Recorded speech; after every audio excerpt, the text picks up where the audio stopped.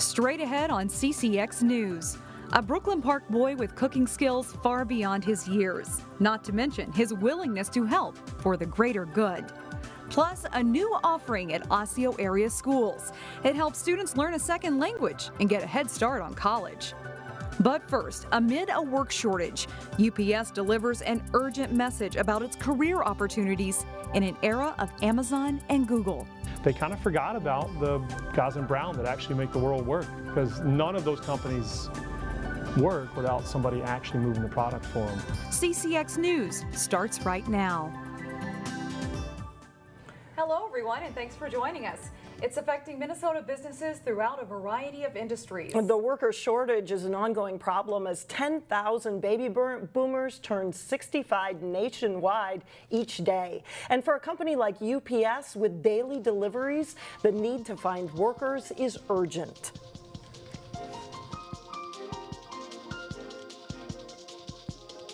UPS, it's easy to see why it's critical this operation run like a well-oiled machine. What I'm asking is that you get the big picture. More than 200 drivers will deliver a total of about 65,000 packages today throughout the Northwest Metro. And a lot of people, when you think package delivery, you see a professional UPS driver that gets out of their car and brings you a package with a smile every day, but there's an immense amount of work that goes into that. While package handlers methodically load the trucks, drivers check their routes and ready themselves for around 200 location stops in a day. What's that do? This is kind of the first time we've had rain since all the trees have grown. Navigating amid the day's weather conditions is one of the topics at the daily meeting, where safe driving is the top priority. I got to look down the road, 8 to 12 seconds out, block to block. On the wall, drivers with 25 years of service and 0 crashes are honored, and UPS wants more. We still have a 20 driver shortage right now, and we're looking for 20 really solid candidates that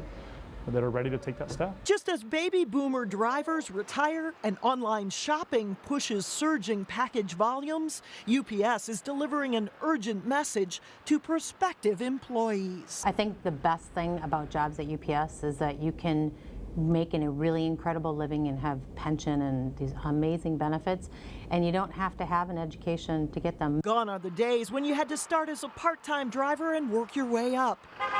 UPS is hiring full-time drivers at $18.75 an hour. By year 4, drivers make more than $36 an hour, plus weekly overtime. You're really talking about a $100,000 a year job. UPS knows it's battling for workers amid a culture of celebrity. In the modern world, people view jobs from the perspective of how glamorous they are. The next generation was raised on social media. This company needs men and women who can recognize a good opportunity. We make the world work. We move the products that everybody makes. It's a great job to have. A UPS driver hiring fair is being held this Saturday in Maple Grove, and we have more details at ccxmedia.org. Charges are pending against a 19-year-old Crystal man accused of shooting someone he knew at the Crystal skate park. The incident happened Friday afternoon. When police arrived, they found a young man with a gunshot wound to the leg. The victim was 18 years old and taken to the hospital. The suspect ran away but was arrested later that evening. Plymouth police helped respond to a shooting incident Sunday afternoon in the city of Medicine Lake. Fugitive recovery agents were trying to arrest a man at a home on Peninsula Road. Then they heard a loud bang from inside the house. After entering the home, authorities found the suspect dead with an apparent gunshot wound. There is a reward now offered to find a dog stolen from a Robbinsdale home. The animal rescue organization Rough Start Rescue is offering $1,000 for your help in finding Shermie. The foster dog needs medication. He was taken during a burglary in the 3900 block of Halifax Avenue last Thursday. Anyone with information on the puppy's whereabouts should call Robbinsdale Police or Rough Start Rescue at 612-900-7099. There is a big shakeup in the race for Minnesota governor, and it includes a couple of local connections. For starters, Hennepin County Commissioner Jeff Johnson of Plymouth received the Republican endorsement at his party's convention over the weekend. He'll face off in a Republican primary against former Minnesota Governor Tim Pawlenty. On the DFL side, State Representative Erin Murphy received her party's endorsement. However, U.S. Congressman Tim Walz, whose running mate is local State Representative Peggy Flanagan, will stay in the race. And then late Monday afternoon, Minnesota Attorney General Lori Swanson announced she too is entering the race, with U.S. Congressman Rick Nolan as her running mate. The primary election is in August. A Golden Valley lawmaker is happy to see $5 million to help with the city plumbing issue. DFL Representative Mike Freiberg says the money will go to fix leaky storm sewer pipes, which for the cities is an expensive fix. It's a grant program that cities can apply to the Met Council for, just to help address the problem and help fix their aging sewer infrastructure. So whenever clear water, rainwater gets into the sanitary sewer system, it can, if there are cracks or pipes in the system, it can overload the system. And Golden Valley's experienced that quite a bit.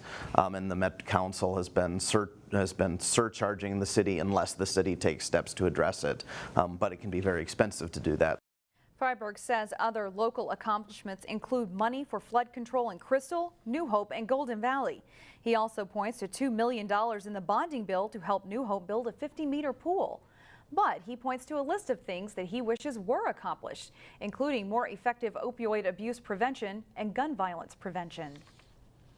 There are some very common sense solutions we could have addressed, like the expanding background checks, this red flag bill where if a person is, if a family thinks a person's dangerous, they can petition a court, so then there's due process in place, and they temporarily have their firearms taken away so that they won't hurt themselves or other people. Those are just two bills that I think had broad, support around the state, bipartisan support, and we didn't end up doing nearly enough. Freiberg says there were too many task forces studying issues this session and not enough action. It wasn't your typical Sunday morning church service at Wayzata Free Church in Plymouth. After a brief sermon, the church canceled the remaining services so that people could volunteer.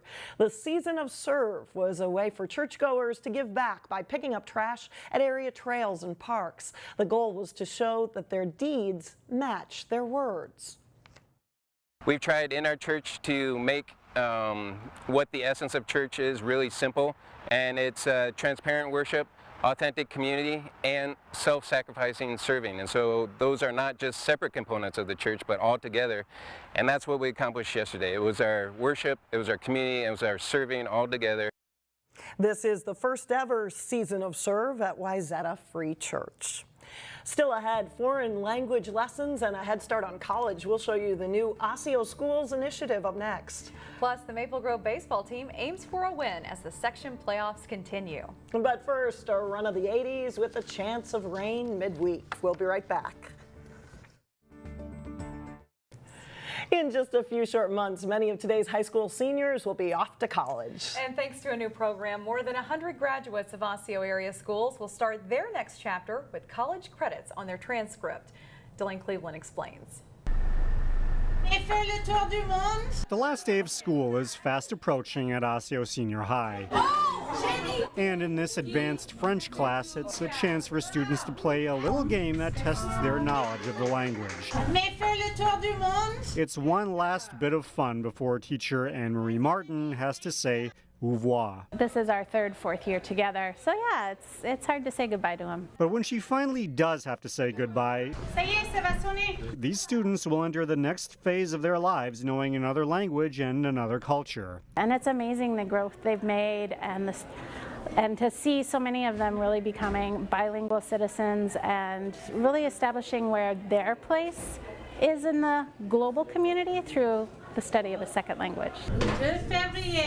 Whether that second language be French, Tres Sancho Panza, Spanish, or some other language, any other preguntas? District officials say it's a beneficial trait.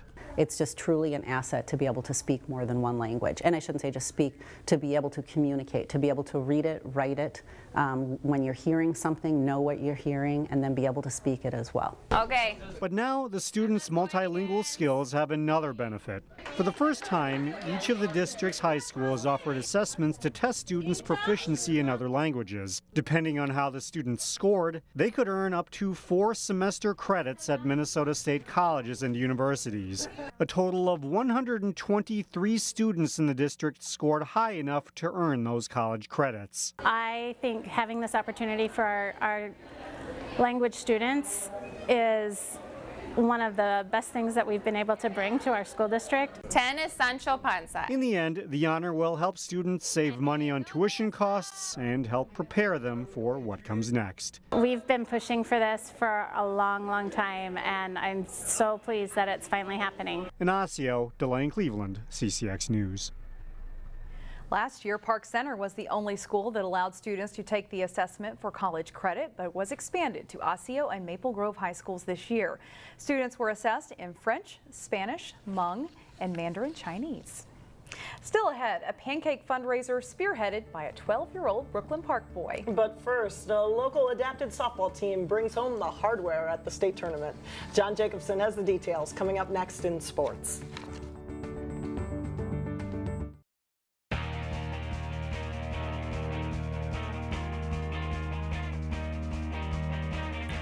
I'm John Jacobson with sports. Section champions will be crowned later this week in prep baseball. Maple Grove is trying to make another run at state in Section 8-4A.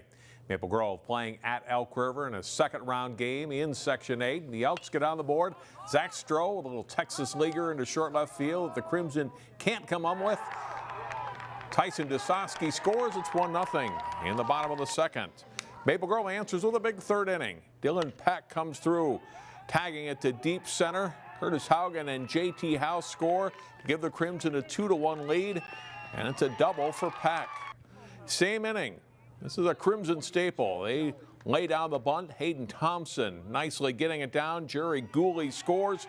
Thompson's safe at first on the play as well. Still in the third inning, Daniel Markson hits a line drive at the left fielder, deep enough to score Frank Volkers on a sacrifice fly. Maple Grove scores 5 runs in the third, and they take a 5-1 lead. They add a run in the fifth. Thompson's bouncer gets through the infield. Maple Grove wins 6-3. They did lose to St. Michael Albertville Saturday, and they'll face Brainerd on Tuesday. The second rounds of the Section 6 3A golf tournaments took place earlier today.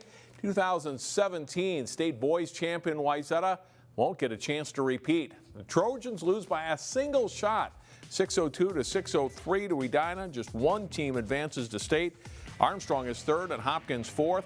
Wayzata senior Tristan Nelko is the tournament medalist with rounds of 72 and 71. Other local state individual qualifiers include Wayzata's Brendan Lee and Garrett Nelson and Seth Schricker of Hopkins. Edina easily wins the 6 3A girls title with Wayzata second and Hopkins in third. The Hornets' Janice Kim and her sister Joanna tie for medalist honors. Local state qualifiers here include Wayzata's Melanie Lemin, Amy Burnham, and Hallie Greenberg, along with Melanie Roth of Hopkins.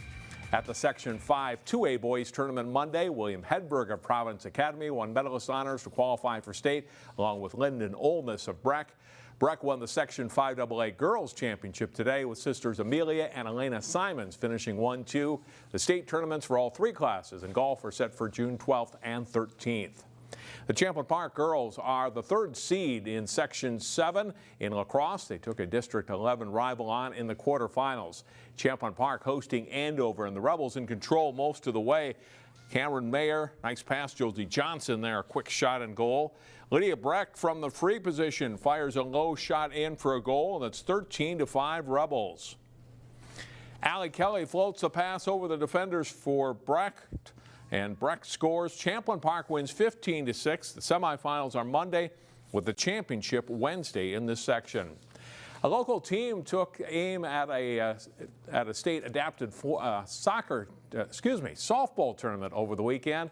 Coach Marcus Onsom and the Robbinsdale Hopkins Mound West Tonka Robins meeting Anoka Hennepin in the PI Division final. It's Anoka Hennepin getting on the board first as Carmen Neal scores 1-0 Mustangs after half an inning. Same score heading to the bottom of the third. The Robins' Vincent Liu singles past second. Marcus Brady scores that ties the game at 1.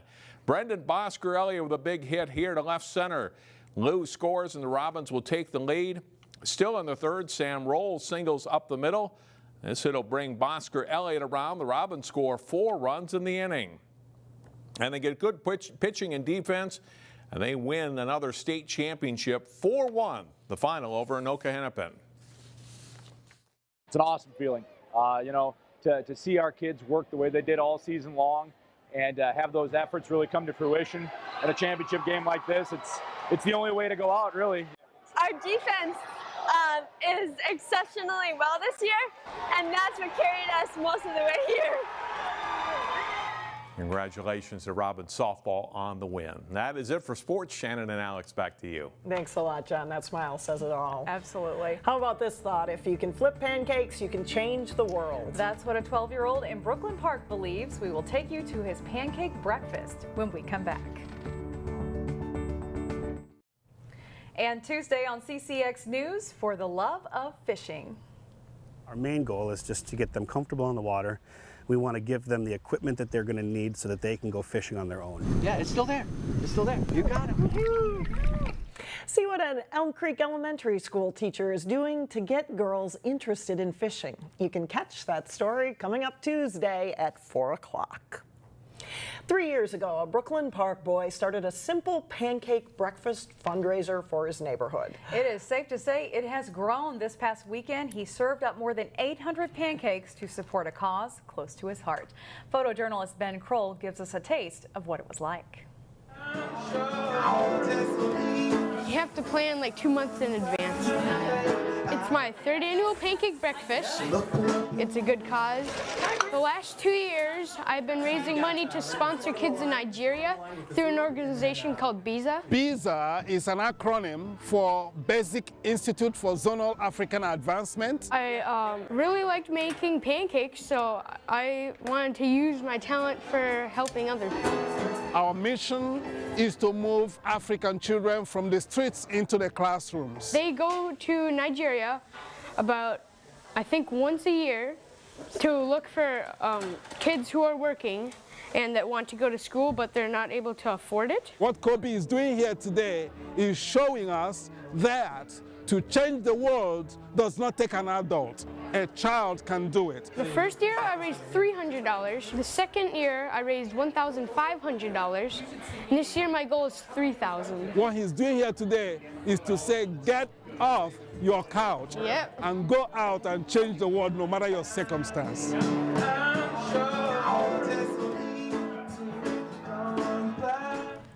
Colby's younger brothers have gotten in on the action too. 10-year-old Quentin and 6-year-old Peyton held a silent auction, and they also collected toys and children's clothing that they will sell to raise money to sponsor a child. So good for them. Excellent. Change the world by making pancakes. One you at can a do time. it. That's all the time we have for now. Thanks for joining us. We'll see you back on Tuesday.